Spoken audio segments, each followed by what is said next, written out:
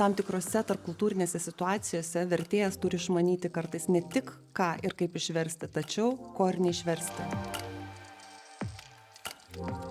Technikos kalbos vertimo ir postredagavimo studijų programa yra unikali tuo, jog turi tarptautinį pripažinimą Europos komisijos kokybės ženklelį European Masters in Translation. Šių studijų trukmė yra 1,5 metų, jos vykdomos anglų kalba, studijų metu sudaromas lankstus paskaitų grafikas, todėl drąsiai galite derinti darbą ir studijas. Be to, suteikiama galimybė daugelį paskaitų lankyti nuotoliu. Dažnai vyrauja nuomonė, jog jeigu moki 2 kalbas, gali būti vertėju. O ką jau kalbėti apie dirbtinį intelektą, kuris tikrai gerai susitvarko su vertimais. Tačiau vertėjo darbas nėra tik tai perkelti tam tikrą žodį iš vienos kalbos į kitą. Turime pagalvoti apie prasmę, kontekstą, o net vienas praleistas kablelis gali sukelti didelių konfliktų. Studentai dažniausiai įsidarbina jau studijų metu ir dažniausiai dirba vertėjais, redaktoriais, postredaktoriais arba vertimo projektų vadovais.